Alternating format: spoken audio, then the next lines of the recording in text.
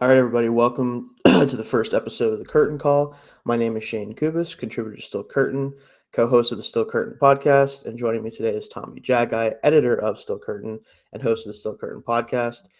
This is going to be the first episode of the Curtain Call. It's a new show for us that we're going to go over each week how the Steelers performed the week prior and also just kind of our overall thoughts on the team at the time, the big news. A little different than our main show, if you've seen it, our live Still Curtain podcast, where kind of go more in depth, make sure that we have all of our stats and all of our stuff that we want to talk about. This is more of just, for the lack of a better term, a vibes podcast. This is going to be more about like how do we actually feel, what are we thinking overall is more, fan perspective things than just what we do with the live show. So should be a lot of fun. Going to be a little bit different than what we're used to, but should be a lot of fun. What do you think, Tommy?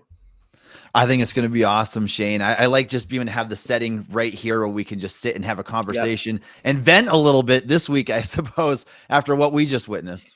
Yeah, it's going to be a nice way for us to vent a little bit without having to, tweet irresponsibly or, write in our case for the Still Curtain irresponsibly, which, we never do that, of course. But no, so it'll be a good place for us to kind of go over the good, the bad, the ugly. And unfortunately, we're going to focus on the bad and the ugly probably a lot today. But before we get things kicked off, I just want to remind everybody that we do have our live show on Wednesdays as well.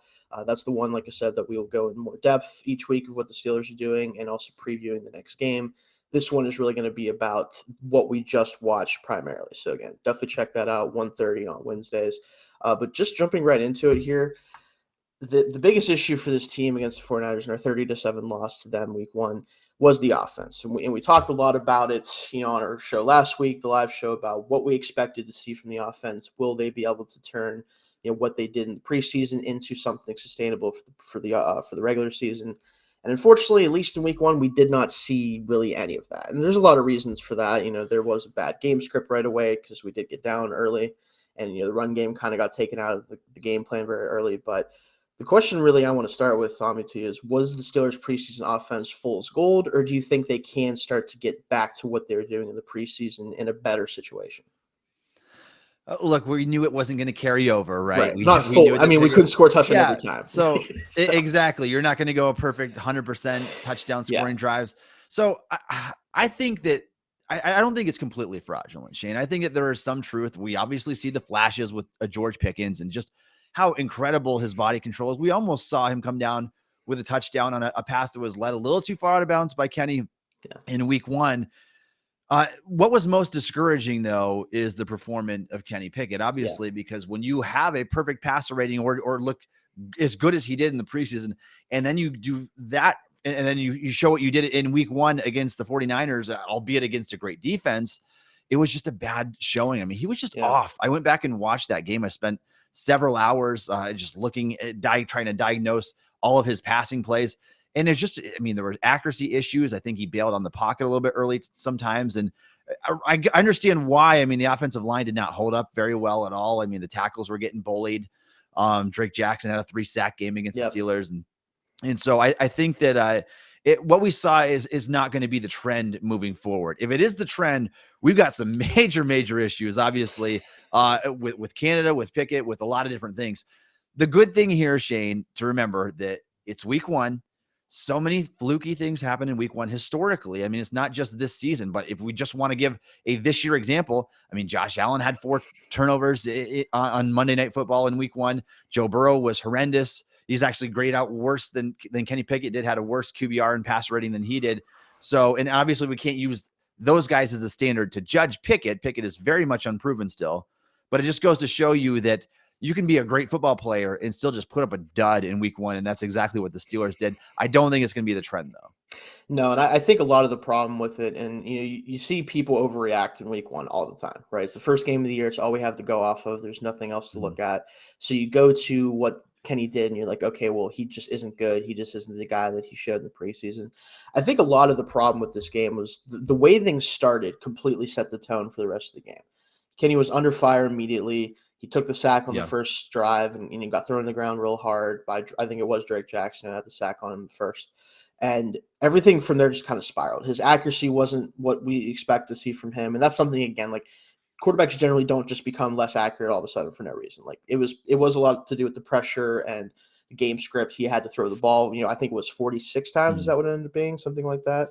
Yeah, which is 46 attempts. Yeah, not something the Steelers want to do, right? Like not really any team theoretically wants to throw the ball 46 times, but definitely not the Steelers. Right? They wanted to be able to establish their run game, but getting down 17-0 in the first quarter, I think it ended up being, if I'm not mistaken, I think it was 17 before the end of the first.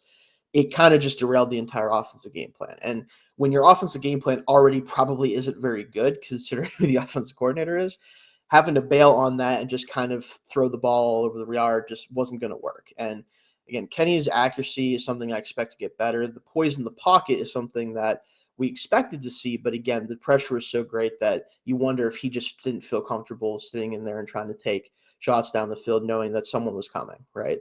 And again, that's not going to be every week. Most teams do not have the front four that the Niners do. Now, granted, we'll talk about it more in our live show, more so than today, but our next opponent does have a front four that can do some of the same things.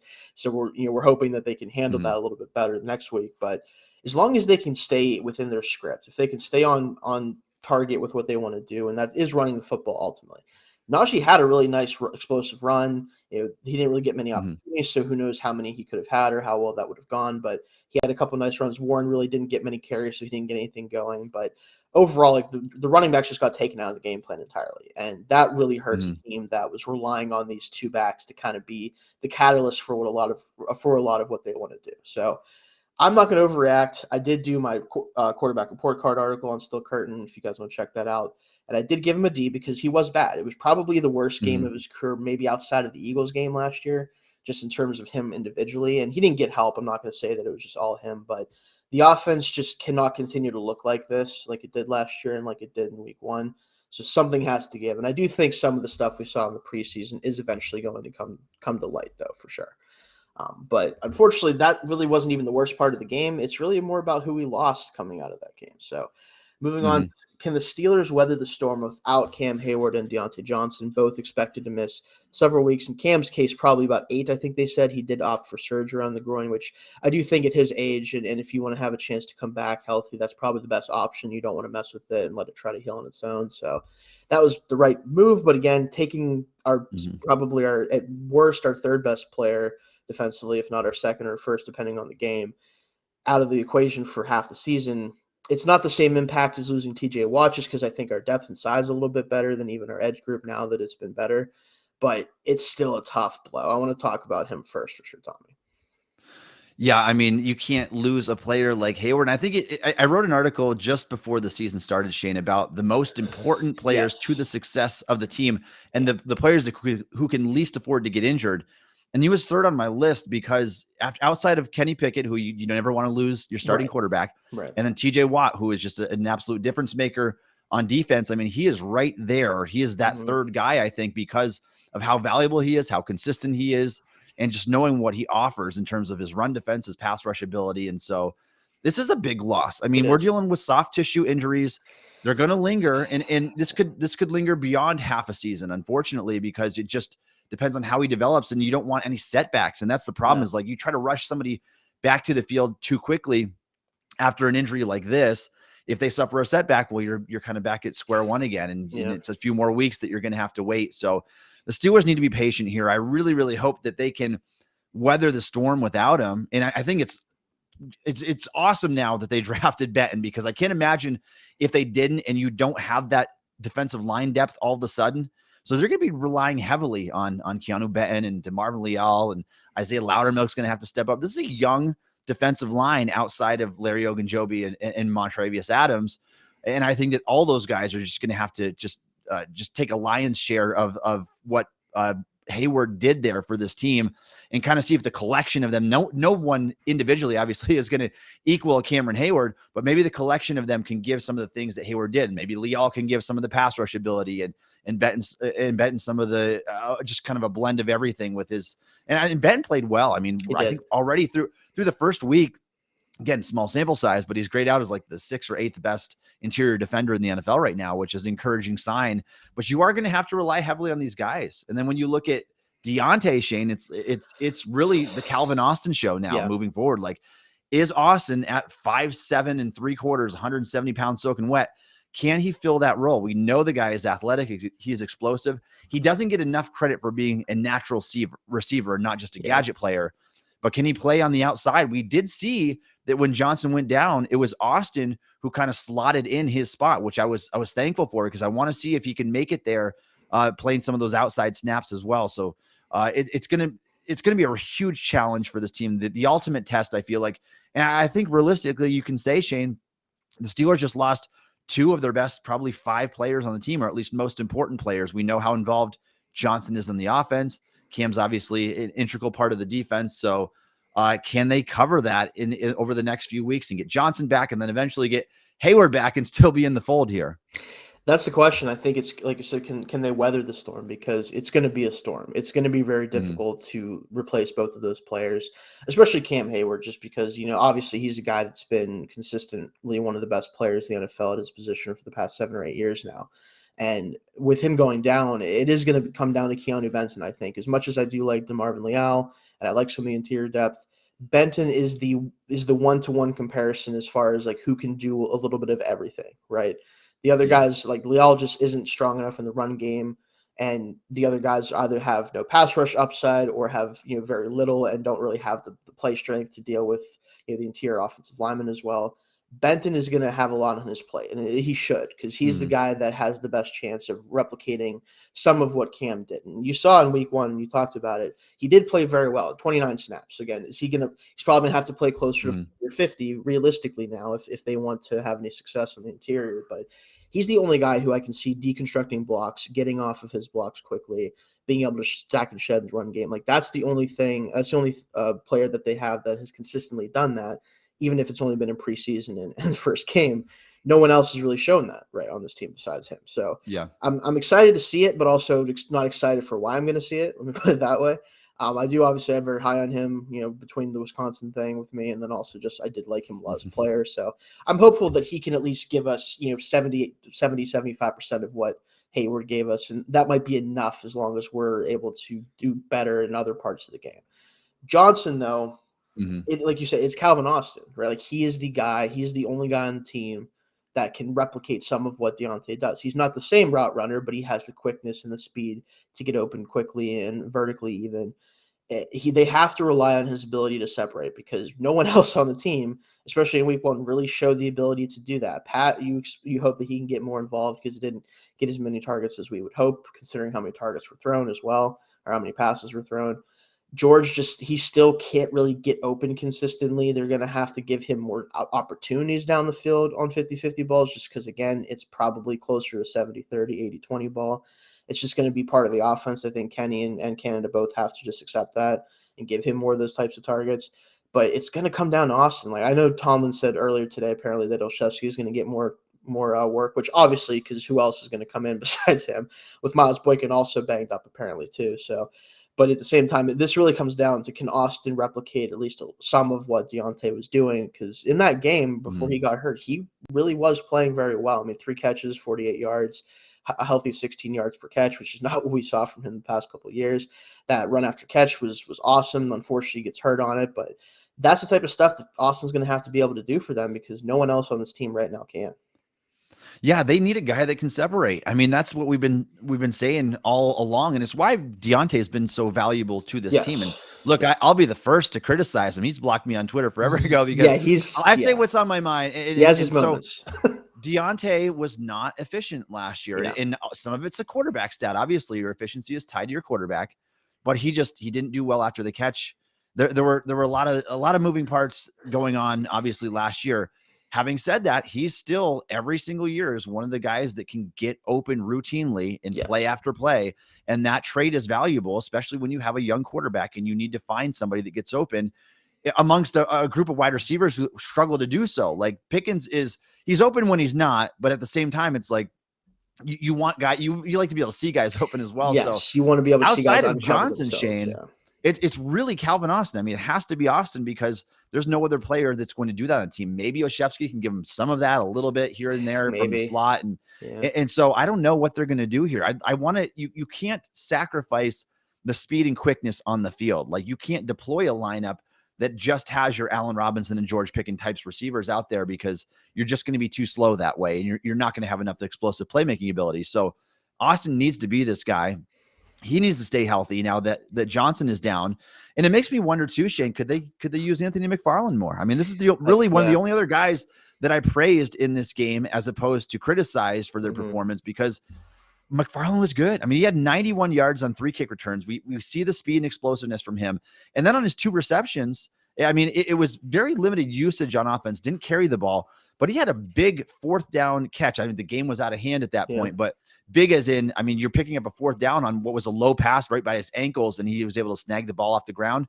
Another one where he gets tackled around the head and picked up a nice gain before he did so.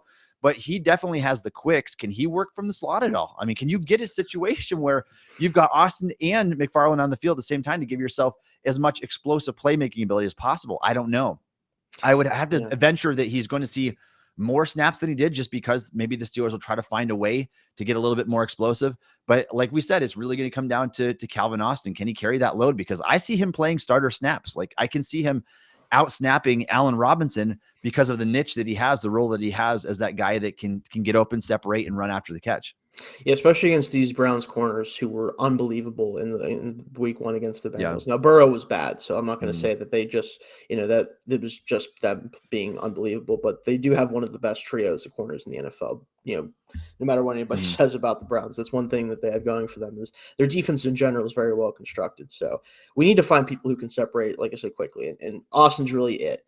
And you do want to get Pat involved more. You want to use the running backs more, because you're going to be able to find mismatches there against really any team. But my main concern, and it's the concern of everybody, I think, right now, is, does Matt Canada recognize that?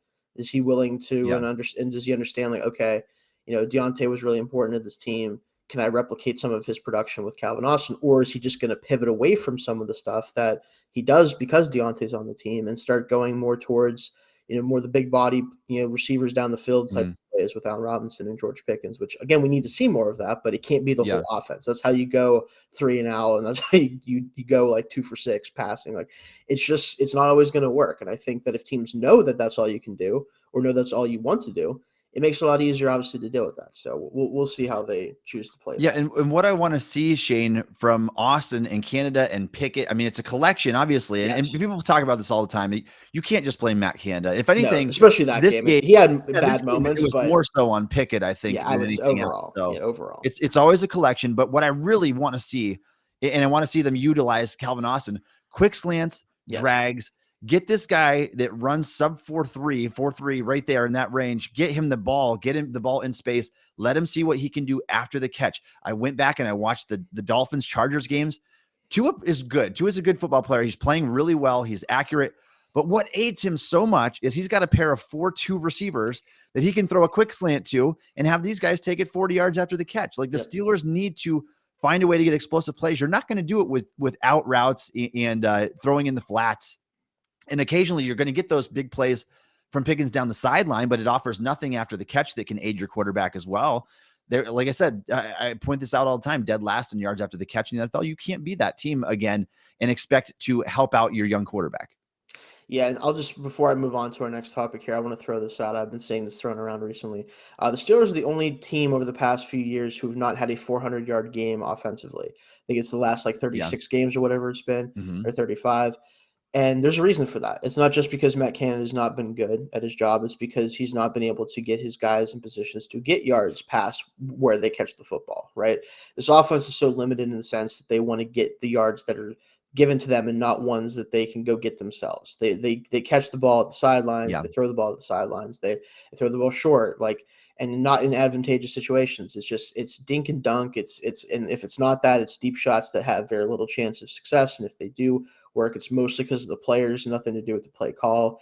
So much of that has been a problem. And I think that, unfortunately, especially with Deontay now out, I don't expect that to change significantly. I just hope that the players can kind of overcome some of that limitations. But let's move on to a positive thing a little bit, I guess, at least for us. Other top AFC contenders struggle. Does it make us feel better about the Steelers' week 1 dud? The AFC in general, it had a rough opening week. I think only 6 teams in the AFC total, 1 out of 16, if I'm not mistaken. I think that's the number. They had a rough opening week. And it was especially for the top quarterbacks. I mean, Patrick Mahomes without Travis Kelce, understandably, struggles against the Lions for the most part, thanks to his receivers again. So not him necessarily, but his receivers. Joe Burrow just has probably the worst game of his career at this point, even as some of his rookie performances. Josh Allen was throwing the ball to Jordan Whitehead like he played for him. Like it was a mess for them too, especially losing Rodgers for the Jets. Like that affects them too. So what do you think? Does it make you feel any better about the Steelers? Maybe it's not just us. Maybe it's just week one jitters for a lot of teams, or what do you think there? It does make me feel a little bit better. And maybe I'm talking myself into it that way, Shayne. Right. But again, I'll go back to it. Week one, we've seen some fluky stuff happen. Yeah. I mean, we saw 2 years ago, it was the opposite story, right? The Steelers came out and they flattened the Buffalo Bills, who were a really good football team. Mm-hmm. They held the Bills to 16 points. They made Josh Allen look miserable. TJ Watt goes off for a massive performance, which is not unusual to him. He was, again, the only great player from the Steelers this past week. But if you look at it, Shayne, I mean, this is not the trend. What we see in week one is not the trend moving forward. I highly doubt that Joe Burrow is going to be the 30th ranked quarterback by the end of the year. I assume not. Because based on his performance against the Browns, he had a 43 overall grade, good for 30th in the league. He had a 20 QBR, and he just played miserable. And so, again, Pickett is – I'm not making the cross comparison here. I'm not trying to justify Pickett's performance. But I wouldn't be surprised if he came back and he looked really strong again and it looked a lot closer to the player that we saw during the preseason, a more confident guy. We got to remember too, Shayne, that week one, I think the 49ers have the most talented roster in the NFL, the most talented roster, top to bottom. When you talk about the offensive line, the skill players, Brock Purdy plays at least at a high level with Kyle Shanahan, who is also one of the best coaches in the league. In their secondary everywhere. Their linebacking corps is the best in the league, I think. And so this team is just so uber talented. I think the Steelers got outmatched a little bit in terms of talent. And the talent gap between the 49ers and the Browns is pretty significant still. The Browns are a good team. It does worry me a little bit. Jim Schwartz is there now. I think that their defensive scheme is going to be much, much better than it was with Joe Woods. And so there's always that. Yeah. But I do think that the Steelers they come into this game, week two, knowing that they just got humiliated, knowing what people are saying about them right now. And I think that there's reason to be optimistic considering what happened to these other AFC teams. I mean, somebody had to win that Browns-Bengals game, and it was going to be the Browns because they were at least running the football, even though Deshaun Watson didn't have a particularly great game either. It was just Burrow played so bad. It was a combination of things. And then even like the Ravens, they hardly came away with their lives against the Houston Texans and CJ Stroud's first game. And so Lamar did not have a good game either. So you can't convince me, Shayne, that this former MVP quarterback and Joe Burrow, who's considered a top 2 or 3 quarterback in the league, they're all of a sudden bad football players. There's reason to be optimistic. No, we don't know who Pickett is at this point. You might think that you do, but even though I'm not high on Pickett, I was not high on Pickett coming out of the draft. He was my 48th player. He was not my top quarterback on the board. My philosophy was kind of, let's not draft a quarterback this year because I think they're all kind of second round graded type players. He still can prove me wrong, and I still want him to. And I was optimistic what I saw during the summer in the preseason. I'm not going to let go of that yet. I think the preseason in a lot of ways can be fraudulent, but let's give him another week. Let's give him another couple weeks and see if he can kind of work through this adversity here and show what he's got. Yeah, I'll just touch on the other AFC contenders too. I mentioned Josh Allen. I don't know what happened to Josh Allen in that game. It was gross though. He legitimately it felt like there was times where he thought Jordan Whitehead played for him. It was crazy. And like, no offense to Jordan Whitehead, he's a good safety. Mm-hmm. He's not exactly known as a ball hawk. He's more of that, hitting type, the one that'll come down the box and lay the wood on somebody. But he was, not only was he catching the ball well, he was catching the ball like a receiver legitimately because he looked like he was the one being thrown to a lot of the time. Josh he does this. This is something he does occasionally. We've seen this happen, going all the way back to his rookie season. Sometimes it feels like there's just a ball he can't help but throw, and it is what it is. But again, like the AFC quarterbacks in general just really struggled for the most part in week one. And I think that I don't expect it to be a trend. Like you said, I don't think Joe Burrow is going to be terrible. I don't think Allen's going to be terrible. I definitely don't think Mahomes is going to be terrible once Kelsey's back, especially. And they just need to stop throwing the ball to Kadarius Toney. But I do think that Pickett also is going to be better, right? It's just week one is always one of those weeks where I feel like you are going to learn almost nothing, right? Because it is the first week of the Mm-hmm. season. Neither team has any real true game reps against anybody that's, relevant. Neither team really knows 100% what their team is going to be like, what the feel is going to be, what's going to work, what's not. And for the Steelers, they just simply got into a bad game script, like I said earlier in the show, and it showed the rest of the way. Like they weren't able to do any of the things they really want to do offensively, I think. And against the Browns, again, they have a very strong defensive roster. I'm curious to see if they can replicate what they did last week, because so much went their way in terms of, Burrow playing not up to up to himself. They kind of abandoned the run at one point. Joe Mixon wasn't bad. I mean, at 56 yards on like 12 carries, I think it was, or 13 carries. So you could run on. I do think you can still run on this Browns team, which is going to be very important for the Steelers, because they're going to want to establish that early. They want to be able to do that, Mm-hmm. especially with Deontay Johnson out and Cam Heyward out. They don't want to leave the defense out there too much. And their offense still didn't show much of anything. I mean, Nick Chubb's going to be Nick Chubb. We're going to have to deal with that. That's kind of enough, honestly, for against certain teams. Mm-hmm. But Deshaun Watson had a lot of opportunities to make plays in that game, and he did not do it. And he still looks very similar to what he looked like last year, which was just not a top even 15 quarterback, barely top 20 quarterback, maybe. So we're going to have opportunities, and especially over the next 4 games. Like, if we don't win at least 2 of these next 3 games, the Browns probably being obviously the toughest one. The Texans are coming up. I think the Raiders, which they didn't look terrible, but also, like, it's still Jimmy Garoppolo. Is he even going to be the quarterback by then? Is he going to get knocked out of the game? Then we can start to worry about this team based on the next few games, though. But moving on to probably the biggest news, we are Steelers centric podcast here and everything like that, but we still need to talk about this because it does also affect the Steelers. The Aaron Rodgers injury. So what the Aaron Rodgers injury could mean for the Steelers, a lot of things, honestly, Tommy. I think that the Jets are one of the teams that, because of how strong their division was, they probably were just as much in contention for a wild card spot as they were for the division, right? And now they still won. They still beat the Bills. But again, it took a just dreadful performance by Josh Allen in the offense for them to do that. Zach Wilson didn't exactly inspire confidence. He did look more in control of himself than he had in the past 2 years, but I'm not expecting him to make a sudden leap or anything like that to being a true starting caliber quarterback. So you got to think the Jets, unless they bring somebody in, which I know they are snooping around like free agent quarterbacks. I think they need to make a trade personally, but that's for another podcast that I'll do in the future probably. Honestly, I think the Jets are definitely very much in danger of falling out of the playoff race already because of needing to start Zach Wilson. Like, it just was so bad this year. The defense is still phenomenal, right? Like, they're going to be phenomenal. They're going to be in a lot of games.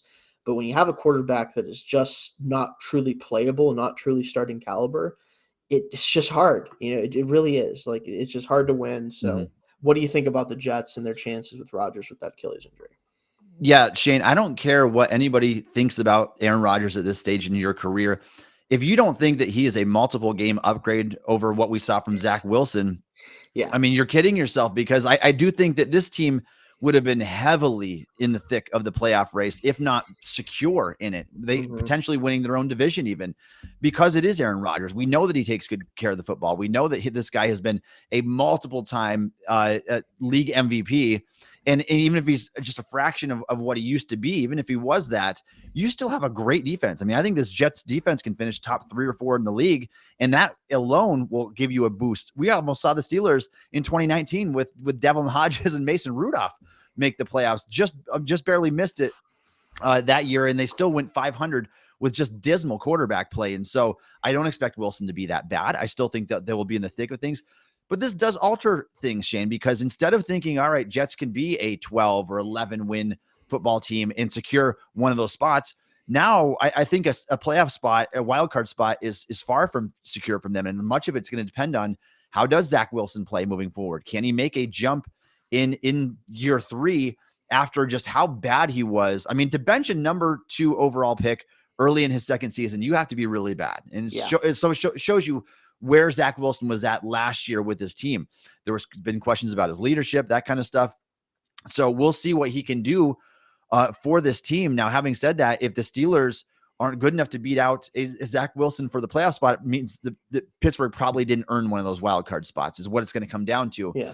So I do think that it alters things, Shayne, because I think that before we were looking at it, and there's so many of these teams that are going to be in the thick of it when it's all said and done. Like we can assume that The Chiefs will probably lock up their division, which means that Chargers will probably be looking at a wild card spot. That Justin Herbert's really good, and this is a good football team.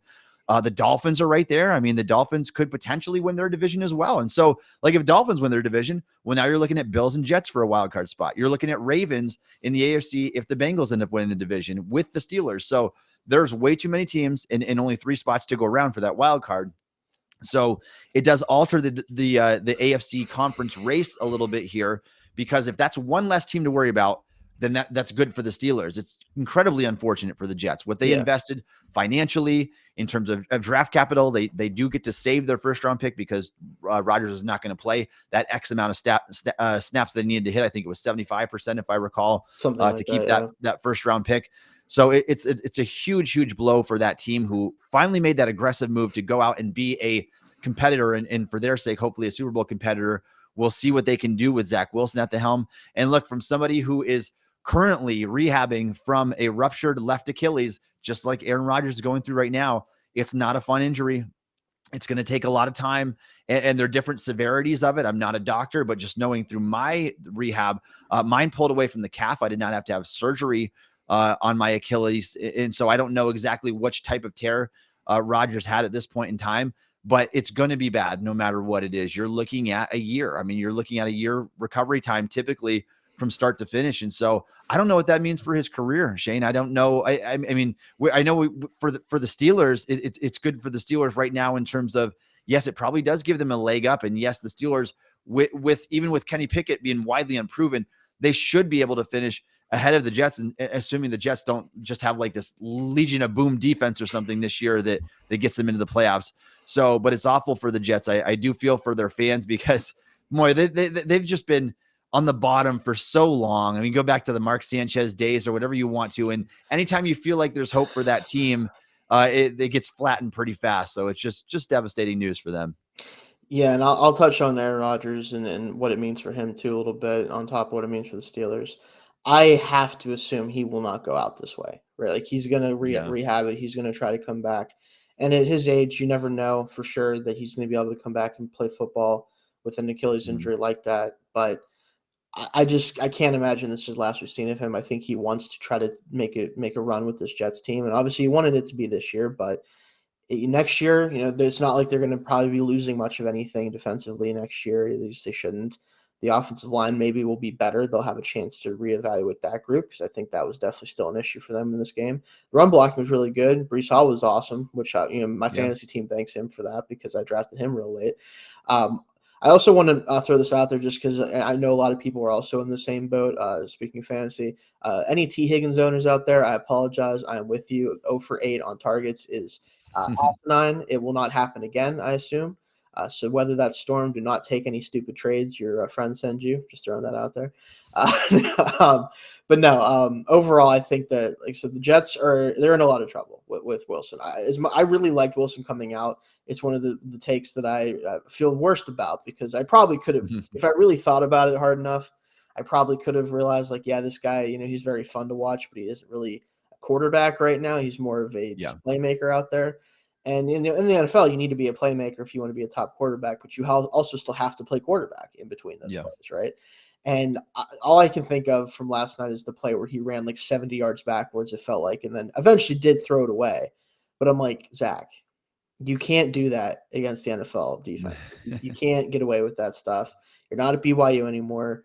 Relax. Just run the play as it's called. And he had his moments where he did just throw the check down. He threw the quick slant. He did some of the stuff that was good, but I still think they're going to have to make a trade. I really think that somebody's going to have to be added to this group. And, my immediate thought went to Jacoby Brissett, currently backing up Sam Howell with Washington. I'm sure they would take a pick for him, especially if it was a decent pick. Tyrod Taylor with the Giants, I think he would be fun with this team a lot. They give a little bit of a higher floor while still having some playmaking ability with his legs, like something. I really do think it's going to be necessary because after a few weeks of watching Zach Wilson, I think they're going to be like, yeah, we can't do this again. We don't have, Mike White to go to. As much as he's not a great player, he was at least high variance and a little bit better at playing actual quarterback. So we'll see. I'm very curious to see how they choose to tackle that. I know they said he's just going to be the starter the rest of the season. We'll see about that. But that'll do it. I've got a thought, Shayne. Oh, I got a thought real quick. Sure. I know it's probably bizarre, but I mean, Ryan Tannehill did not have a great game. Yeah. They got 2 young quarterbacks sitting back there. Maybe if they decided to move on, there you go. Somebody there. Listen, as bad as Ryan Tannehill was, like, all you need him to do is just play decent enough to get this team and their top 3 defense into the playoffs. Yeah, he would be as bad as as bad as he was week 1. He's still a better player than Zach Wilson is right now. He's way more experienced, but also still has a little bit of juice in his legs. He was a former receiver going all the way back to college, so does have some of that playmaking ability too. But hey, he's got to bleed back behind him too. Dalvin Cook, by the way, did not look so great overall. You could see the gap between Brees and Dalvin. Yeah, for sure. I mean, he's going to be a guy that can spell him at least and work in the passing game. But yeah, I think that the touches are going to get farther and farther apart as the season goes along. Which again, good for me. I have Brees on my fantasy team, and I don't have Dalvin. No, but that'll do it for us this week. Catch a new episode of the Curtain Call every Tuesday. Should be coming out, guys, and don't forget to tune into the Still Curtain podcast live every Wednesday at 1:30. You can follow Tommy on Twitter at Jaggi right there, and you can follow me on Twitter at Shayne Kubas, of course, as well.